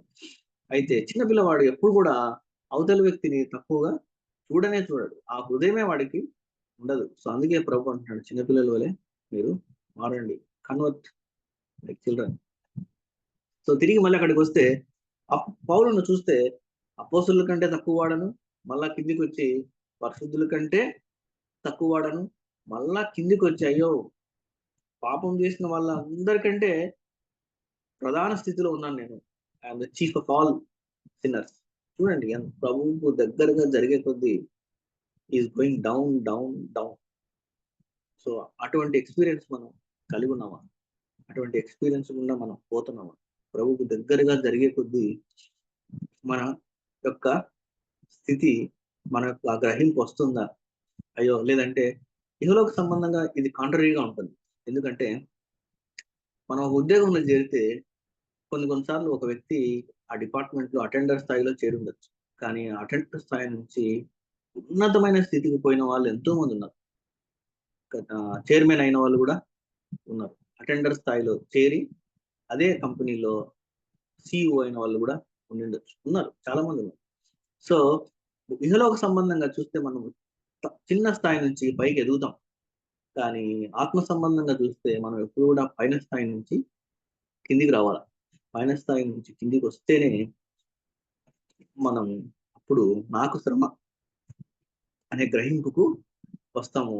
నాలోనే ఇన్ని లోపాలు ఉంటే నేను అతని గురించి నేను మాట్లాడగలిగిన అర్హున్నా, అతని గురించి చెప్పగలిగినటువంటి అర్హున్నా, అతన్ని జడ్జి చేయగలిగినటువంటి అర్హున్నా అనే గ్రహింపు మనకు వస్తుంది. అదే మనం చూస్తే యేసుక్రీస్తు ప్రభు కూడా సేమ్ అదే. ఆయన పైన స్థాయి నుంచి కిందికి వచ్చినాడు. ఫస్ట్ తండ్రితో సమానుడు, ఈజ్ ఈక్వల్ విత్ గాడ్. సృష్టి జరిగినప్పుడు ఆయన కూడా ఉన్నాడు, ఆయన ద్వారానే సృష్టి జరిగింది, తండ్రితో సమానుడు. తర్వాత ఏమైపోయింది, కాలం సంపూర్ణమైనప్పుడు ఆయన కన్యక గర్భమందు జన్మించి మనుష్య అవతారంలో 33.5 సంవత్సరాలు ఈ లోకంలో జీవించినాడు. మనుష్య అవతారంలో జీవించడం ఒక స్టెప్ డౌన్ అయినాడు. అక్కడ నుంచి మనుష్య అవతారం నుంచి స్లేవ్ అయినాడు, అంటే బానిస అయినాడు. బానిస ఎందుకు బానిస అంటున్నానంటే, మనము ఆయన శిలువకు అప్పగింపబడిన ముందు రాత్రి మనం చూస్తే శిష్యుల పాదాలు ఆయన కడిగినట్లు మనం చూస్తాం. జీవిష్ కష్టంలో ఇంటికి ఎవరైనా వచ్చినప్పుడు వారు పాదాలు కడుక్కొని లోపలికి రావాలి. అయితే గొప్ప గొప్ప వాళ్ళ ఇంట్లో కొంతమంది బానిసలను పెట్టుకొని ఉంటారు. ఆ స్లేవ్స్ ఏం చేయాలంటే వాళ్ళ ఇంటికి వచ్చిన గెస్ట్లను, ఆ జీవిష్ గెస్ట్లను, వాళ్ళ ఇంటికి వస్తారు కదా, వచ్చిన వాళ్ళందరికీ పాదాలు వాళ్ళు కడిగితే అప్పుడు ఆ గెస్ట్లు వాళ్ళ ఇంట్లోకి ప్రవేశిస్తారు. So last day of his life మనం బాగా గమనిస్తే, last day of his life ఆయన హీఈస్ ఏ స్లేవ్. చివరి రోజులో చనిపోవడానికి ముందు చివరి రోజుల్లో ఆయన ఒక బానిస పొజిషన్ తీసుకున్నాడు. It took A position of slave. శిష్యుల పాదాలన్నిటినీ కడిగినాడు. ఎందుకంటే ఒక ఉదాహరణగా ఉండాలి. వాళ్ళు కూడా ఒకరినొకరు తగ్గించుకొని ఉండాలి. ఒకరినొకరు తగ్గించుకొని వారు జీవించాలి. ఒకరికంటే ఒకరు ఎక్కువ. ఎప్పుడు కూడా వాళ్ళకి అదే ఆలోచన, ఎవరు గొప్పవాడు, ఎవరు ప్రభువా మీ పక్కన కూర్చునేది, ఈ కుడి పక్కన ఎవడు కూర్చుంటాడు, ఎడం పక్కన ఎవడు కూర్చుంటాడు, పరలోక రాజ్యంలో ఎవడు గొప్పవాడు ప్రభువా. ఎప్పుడు వాళ్ళ ఆలోచన మెస్సయ్య ప్రభువు ఈయన గొప్ప రాజ్యాన్ని స్థాపించబోతున్నాడు, ఆ రాజ్యంలో మేము అందరము చాలా గొప్ప వాళ్ళము, చాలా గొప్ప పొజిషన్స్ మాకు రాబోతున్నాయి అని అనుకున్నారు. కానీ నిజంగా వాళ్ళు ఆత్మ సంబంధమైనటువంటి రాజ్యం అనే గ్రహింపు అది ఇంకా అప్పటికి రాలేదు. సో మనం బాగా గమనిస్తే last day of his life is a slave. నిజంగా మనకు ఆ డిజైర్ ఉందా, ఆ కోరిక ఉందా, చివరి రోజుల్లో ఒకరికి మనము తగ్గించుకొని ఒకరి పాదాలు కడిగే స్థితి మనలో ఉందా, లేదంటే చాలా ఉన్నత స్థితిలోకి నేను పోయినాను, ఉద్యోగంలో చాలా ఉన్నత స్థితిలో ఉన్నాను, కుటుంబంలో చాలా ఉన్నత స్థితిలో ఉన్నాను, నాకు అన్నీ కరెక్ట్ గా ఉన్నాయి అని గర్వంతో మనం నిండుకొని ఉన్నామా? మనం నిజంగా చివరి రోజుల్లో అలా ఉండగలిగితే నిజంగా చాలా ధన్యత. అలా ఉండడానికి మనము ప్రభువుని అడగాలి, ప్రభా చివరి రోజుల్లో కూడా మేము తగ్గించుకొని మా జీవితాన్ని కొనసాగించడానికి ఆ గ్రహింపు కలిగి మీ శిష్యుల వలె మీరు శిష్యులకు ఎలా పాదాలు కడిగినారో అలా కూడా మేము ఒకరొకరు మేము కడగడానికి, అంటే ఒకరొకరు తప్పులు మన్నించుకొని ఒకరి పట్ల ఒకరు ప్రేమ కలిగి మేము ఉండడానికి మాకు సహాయం చేయండి అని మనం అడగాలి. ఇంకా అంతటితో ఆగిపోలేదు. స్లేవ్ అయినాడు, ఫైనల్ గా ఈ బికెమే క్రిమినల్. బానిస అయినాడు, బానిస నుంచి ఏమైనాడు, బానిస నుంచి ఒక దొంగ అయినాడు. ఎందుకంటే ఆ కాలంలో సిలువను అప్పగించేది బందిపోటు దొంగల్నే సిలువకు అప్పగిస్తారు. వన్ ఆఫ్ ద క్రూయలెస్ట్ డెత్స్ అని మనం చెప్పొచ్చు. ఆ సిలువ మాట కూడా యూదులు ఎత్తరు. మామూలుగా మనము మాట్లాడేటప్పుడు కొన్ని మాటలు కొన్ని ఇష్టపడం అయినా సందర్భానుసారంగా ఆ మాట మాట్లాడిద్దాం. అయితే కనీసం ఆ మాట ఎత్తడానికి కూడా వాళ్ళకు ఇష్టం ఉండదు. They don't want to speak about that word. అంత నీచమైనటువంటి మాట. సో చివరికి తండ్రితో సమానుడైనటువంటి ప్రభువు మనిషిగా మారడం, మనిషి నుంచి బానిసగా మారడం, బానిస పొజిషన్ తీసుకోవడము. అందుకే అక్కడ నేను not to be ministered but అంటూ మినిస్టర్ అని మనం చూడొచ్చు. అది నేను పరిచారం చేయించుకున్నట్టుకు రాలేదు, కానీ పరిచారము చేయడానికి వచ్చానని ఒక ఉదాహరణగా చూపించి ఆ తర్వాత ఆయన దొంగగా, అంటే ఇంకా నీచమైన స్థితికి రావడము, వచ్చి మన కొరకు ఆయన శిలువలో రక్తం చిందించడం, పునరుత్థానం అవడం మనకు తెలిసిన సత్యం. సో ఆ సత్యం నుంచి మనం గ్రహించాల్సింది ఏంటంటే ఆయన కూడా ఈజ్ డిసెండింగ్, ఒక స్టేజ్. సో ఆత్మీయ సంబంధమైనటువంటి ప్రపంచము బాహ్య ప్రపంచానికి కంప్లీట్ గా డిఫరెంట్. బాహ్య ప్రపంచంలో కింద స్థాయి నుంచి నువ్వు పైకి వెళ్ళిపోతుంటావు. అదే ప్యాటర్న్ లో ఆత్మ సంబంధమైనటువంటి ప్రపంచంలో వెళ్ళాలని అనుకుంటే, ఒకవేళ ఇప్పుడు వెళ్తూ ఉంటే చాలా రాంగ్ రూట్ లో మనం పోతున్నట్టు. బాహ్య ప్రపంచంలో మనము ఇప్పుడు నేను ఇప్పుడు చర్చిలో ఒక ఎల్డర్ పొజిషన్ లో ఉన్నాను అనుకుందాం ఉదాహరణకి. లేదు, ఇక్కడ నుంచి ఇంకా నేను ఒక మంచి పొజిషన్ లో పోవాలి, ఇక్కడ నుంచి ఇంకా నేను మంచి పొజిషన్ లోకి పోవాలి, ఇక్కడ నుంచి ఇంకా మంచి పొజిషన్ లోకి పోవాలి అనుకుంటే మనం చాలా పొరపాటు. సో మనము బాహ్య సంబంధమైన ప్రపంచంలో ఒక స్టెప్, ఒక మెట్టు ఎక్కుతున్న స్థితి ఇక్కడ ఆత్మ సంబంధమైన ప్రపంచంలో పూర్తిగా పనికిరాదు. అది ఆత్మ సంబంధమైన ప్రపంచానికి విరుద్ధమైంది. ఆత్మ సంబంధమైన ప్రపంచంలో మెట్టు మనము దిగాలి. You have to get down, ఇంకా దిగాలి. ఎంత దిగుతా ఉంటే మనము, ఎంత ప్రభువుని తెలుసుకుంటా ఉంటే, గ్రహించుకుంటా ఉంటే అంత దిగుతా ఉంటాం. ఎంత ప్రభువుని తెలుసుకుంటా ఉంటే పరిశుద్ధాత్మ దేవుని ద్వారా, గ్రంథం ద్వారా అంత దిగుతాం. ఎంత దిగుతా ఉంటే, ఎంత 0 పాయింట్కి వస్తా ఉంటే God will use us more and more and more. ఇంకా మనల్ని వాడుకోవడానికి దేవునికి ఆస్కారం ఉంది. ఇంకా ఎక్కువ యూజ్ చేసుకుంటాడు, ఇంకా ఎక్కువ యూజ్ చేసుకుంటాడు. సో ఈ ప్రాసెస్ జరగాలంటే it is contrary to the world. బాహ్య ప్రపంచంలో ఎదుగుదలకి, ఆత్మ సంబంధమైన ప్రపంచంలో ఎదుగుదలకి కంప్లీట్ గా ఇది డిఫరెంట్. ఆ రూటే డిఫరెంట్. ఇది కింద స్థాయి నుంచి పై స్థాయికి వెళ్తే, ఇది పై స్థాయి నుంచి మనము ఆ కింది స్థాయికి రావాలి.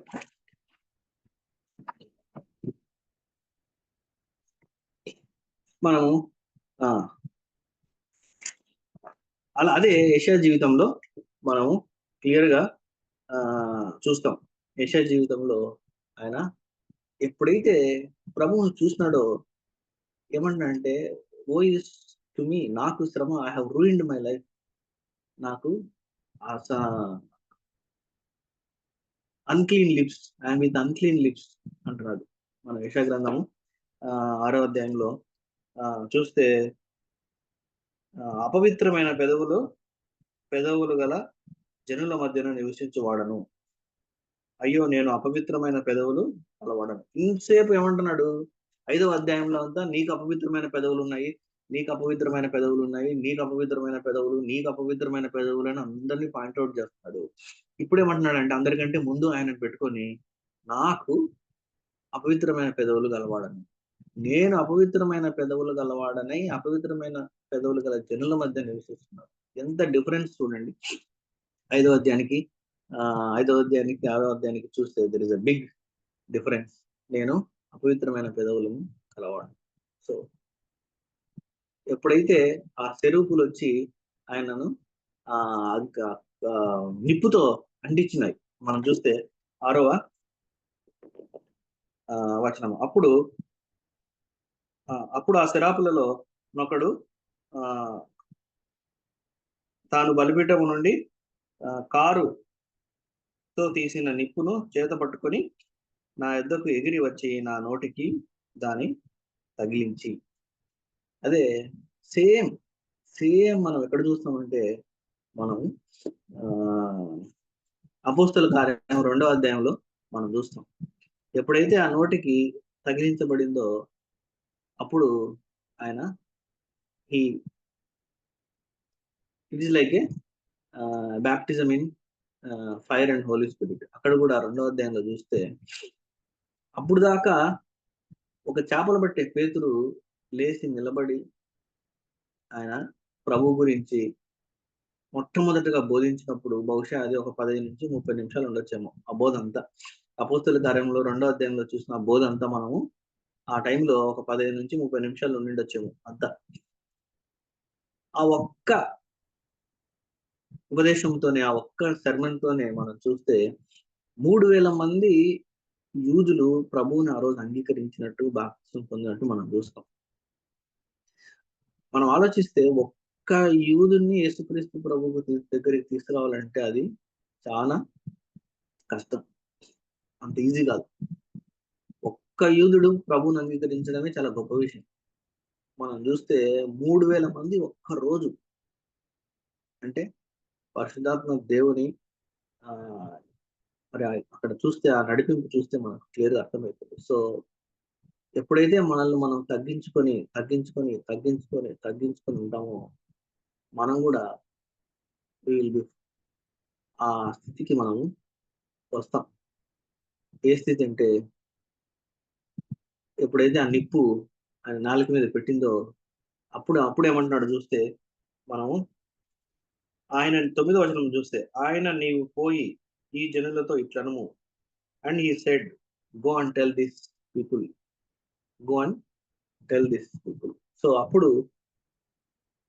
ఎప్పుడైతే మనం ఆ స్థితికి వచ్చి గ్రహించుకుంటామో, దేవుని గురించి చెప్పడానికి మనము రెడీగా ఉంటాం. పరిశుద్ధాత్మ దేవుడు మనల్ని సిద్ధపరుస్తాడు. He will enable us. So ఇక్కడ జరిగినటువంటిది అపోస్తల కాలంలో జరిగినటువంటిది మనం గమనిస్తే, it is a baptism in fire and holy spirit. So ఒక్కసారిగా ఆ పేతురు మాట్లాడినప్పుడు 3,000 మంది యూదులు ప్రభువుని అంగీకరించారు. గొప్ప గొప్ప జ్ఞానవంతులు ఉన్నారు. చేపలు పట్టే వాడు ప్రభుతో ఉన్నటువంటి ఒక వ్యక్తి, ఆ వ్యక్తి పరిశుద్ధాత్మ దేవునితో అభిషేకించబడి అగ్నిలో పరిశుద్ధాత్మ దేవునితో మరి బాప్తిస్మం పొందిన తర్వాత అక్కడ అందరూ కూడా మనం చూస్తే 3,000 మంది ఒక్కరోజు అంగీకరించినారు ప్రభువుని. ఈ రెండింటిని చూసి మనం గ్రహించాల్సింది ఏంటంటే, ఎప్పుడైతే ప్రభువుని లోతుగా మనం గ్రహించుకొని ఆయనను తెలుసుకొని పరిశుద్ధ గ్రంథంలో ఆయన గురించి ఏమి రాయబడింది, ఆయన క్యారెక్టర్ ఏంటి, ఆయన అట్రిబ్యూట్స్ ఏంటి అని మనం గ్రహించుకుంటామో will move closer to God. ప్రభువుకు దగ్గరగా వచ్చి మనము వి విల్ డిసెండ్, తగ్గి గ్రో డౌన్ పూర్తిగా 0 పాయింట్ కి మనం రీచ్ అవుతాం. ఎప్పుడైతే ఆ 0 పాయింట్ కి రీచ్ అవుతామో మనల్ని దేవుడు గొప్పగా వాడుకుంటాడు. అది యెషయా గ్రంథంలో చాలా క్లియర్ గా మనం చూసాం. దట్ 0 పాయింట్ ఏంటంటే, ఆ 0 పాయింట్ ఓ ఇస్ మీ, నాకు అపవిత్రమైన పెదవులు గలవాడని నేను, జనులు కాదు ప్రభువా, అపవిత్రమైన పెదవులు గలవాడిని నేను అని. మరి ముగించే ముందు కొన్ని ముఖ్యమైన విషయాలు మీ ముందు ఉంచాలనుకున్నాను. మొట్టమొదటి మనం చూసింది, ప్రతి ఒక్కరు నా గురించి తెలుసుకుంటారు. ఆల్ షల్ నో మీ అని మనం హెబ్రీయులు రాసిన పత్రిక 8వ అధ్యాయం 11వ వచనంలో చూసాము. ఇంకొకటి, శిష్యులు ఆయన దగ్గరికి వెళ్ళి ఎవరు గొప్పవారు అని అడిగినప్పుడు, మీరు పరలోక రాజ్యంలో ప్రవేశించాలంటే చిన్న బిడ్డల వలె మనస్తత్వం కలిగి ఉండాలి. మరి అటువంటి మనస్తత్వం మనం కలిగి ఉండడానికి ప్రభువును అడగాలి. మూడవది, మనము నిత్య జీవం అనేది పరిమాణాత్మకమైనది కాదు, అది గుణాత్మకమైనది. ప్రభువుని మనము ఎప్పుడైతే ప్రభువుని లోతుగా తెలుసుకుంటామో, తండ్రిని దేవుని గ్రహించుకుంటాము. ఎప్పుడైతే మనం గ్రహించుకుంటామో అప్పుడే మనము మన లైఫ్ లో మనము ఒక్కొక్క స్టెప్ ఇంటికి దిగి 0 పాయింట్ కు మనం రీచ్ అవుతాము. ఎప్పుడైతే రీచ్ అవుతామో ఆ పాయింట్ కు వచ్చినప్పుడే మన హృదయంలో నుంచి జీవజలపు నదులు ప్రవహిస్తాయి. అది ప్రవహించి ఇతరులను తృప్తిపరిచేవిగా ఉంటాయి. అలా మన హృదయంలో నుంచి జీవజలపు నదులు ప్రవహించాలంటే ఫస్ట్ మనం ఏం చేయాలంటే, మనము ప్రభు అయిన యేసుక్రీస్తును, తండ్రి అయిన దేవుని తెలుసుకోవాలి, లోతుగా గ్రహించుకోవాలి. మరి అదే నిత్య జీవం అని చాలా క్లియర్ గా యోహాను సువార్తలో చెప్పబడింది. మరి అటువంటి గ్రహింపుకు మనం రావడానికి ప్రభువుని, తండ్రి అయిన దేవుని తెలుసుకొని మనల్ని మనం తగ్గించుకొని 0 పాయింట్ కి రావడానికి మరి పరిశుద్ధాత్మ దేవుడు మనకు సహాయం చేయనుగా. ఆమేన్. ఆమేన్. అక్క ప్లీజ్. ముగించండి తమ్ముడు please. Hallelujah, praise the lord. Thank you so much అయ్య గారు ఫర్ ద వండర్ఫుల్ వర్డ్. మరి దేవుని వందనాలు అయ్య గారు. సహవాసం తరపున మీకు ప్రత్యేక వందనాలు తెలియజేస్తున్నాము. ప్రార్థన చేసుకుని ముగించుకుందామండి. మన మధ్యలోని రెవరెండ్ జామ్ రవికుమార్ అయ్య గారు ముగింపు ప్రార్థన, వాళ్ళకు ప్రార్థన ఆశీర్వాదం కూర్చున్నామన్నారు.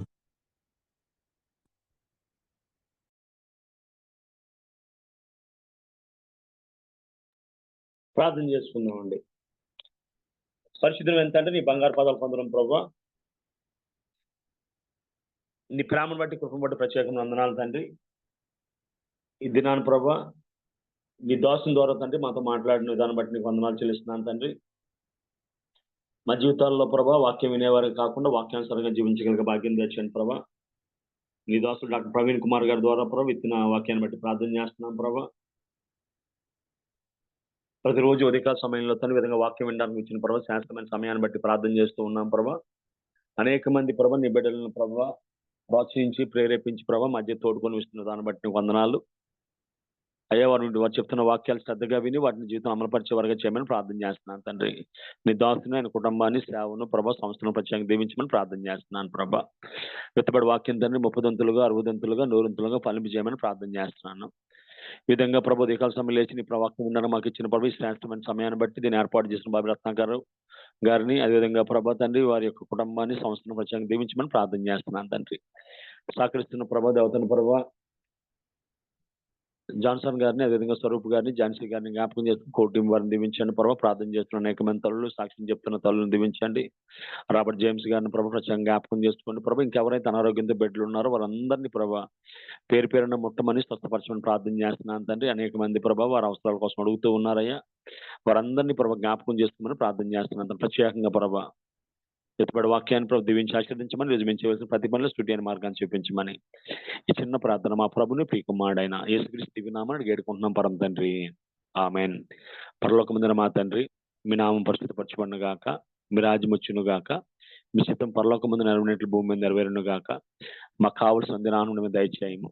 దయచేయండి. మేడల అపరాధం చేయాలని క్షమించినట్లు మా అపరాధములను క్షమించి శోధనలోకి తప్పించము. ఎందుకంటే రాజ్యము, బలము, మహిమ నిరంతరం మేము తండ్రి. ఆమేన్. మన తండ్రి అయిన దేవుని ప్రేమ, కుమారుడైన యేసుక్రీస్తు కృప, పరిశుద్ధాత్మక అన్యోన్య సహవాసం చెప్పిన దాసులకు పాల్గొన్న మనకు ఆయన కృప సదాకాలము తోడే నడిపించును గాక. ఆమేన్. ఆమేన్. ఆమేన్. ఆమేన్. హల్లెలూయా. Praise the lord. Thank you so much అయ్య గారు. మరొకసారి డాక్టర్ ప్రవీణ్ కుమార్ అయ్య గారికి సహవాసం తరపున ప్రత్యేక వందలు తెలియజేస్తున్నామండి. పూర్తి చేయవలసిన ప్రతి ఒక్కరికి పేరు పేరున వందలు. ఎవరైనా కొత్త వారు జాయిన్ ఉన్నట్లయితే వందలు చెల్లిస్తున్నామండి. దయచేసి ప్రతిరోజు సేమ్ లింక్ ద్వారా జాయిన్ అవ్వాల్సి కోరుచున్నాము. అలాగే 17th రాధారాణి అమ్మగారు మరి పాప కిరణ్మయి వాళ్ళ వివాహం కొరకు ప్రార్థన జ్ఞాపకం చేసుకోండి. అలాగే మనవంతు సహాయం కొరకు మరి నిన్న చెప్పారు వారు అడిగారండి. ఆర్థికంగా మనవంతు సహాయం చేద్దాము, ముఖ్యంగా ప్రార్థన చేద్దాము, దేవుని కార్యం జరగలేకున్నా. మరి చేయాల్సిన ప్రతి ఒక్కరికి పేరు పేరు వందనాలు. రేపటి దినం తిరిగి కలుసుకుందామండి. అందరికి వందనాలు. Have wonderful day. Thank you all.